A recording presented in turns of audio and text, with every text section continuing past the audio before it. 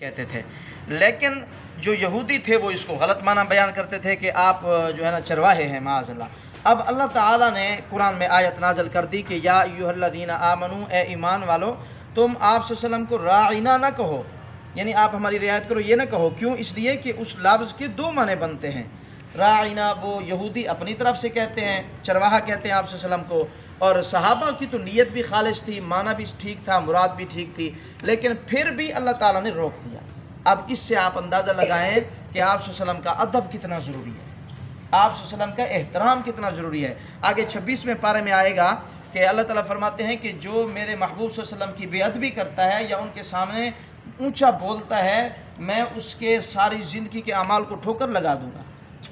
سب سے اہم چیز ہے آپ صلی اللہ علیہ وسلم کا ادب۔ اور وہاں آپ روضہ پاک پہ چلے جائیں تو وہاں پہ بھی آیت لکھی ہوئی ہے، 26ویں پارے کی آیت، یہ سورۃ حجرات کی پہلی آیت ہے، جس میں اللہ تعالیٰ فرماتے ہیں یا ایھا الذین آمنو، آگے فرمایا لا ترفعوا اصواتکم فوق صوت النبی، کہ اے لوگو تم نبی کے سامنے، یہ رہی یا ایھا الذین آمنو لا ترفعوا اصواتکم فوق صوت النبی، اے ایمان والو تم نبی کے سامنے اپنی آوازوں کو اونچا نہ کرو، ولا تجہروا لہ بالقول کجہر بعضکم لبعض، کہ تم میں سے جیسے جاہل لوگ نبی کے سامنے بات کرتے تم ایسی بات نہ کرو ایمان والو۔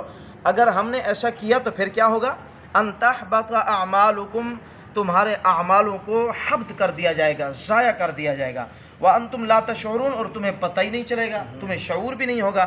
یعنی اللہ تعالیٰ فرماتے ہیں کہ تم نے اگر ذرہ برابر بھی میرے محبوب کی بے ادبی کی تو تمہاری ساری زندگی کے اعمال کیا ہو جائیں گے بھائی؟ ختم ہو جائیں گے۔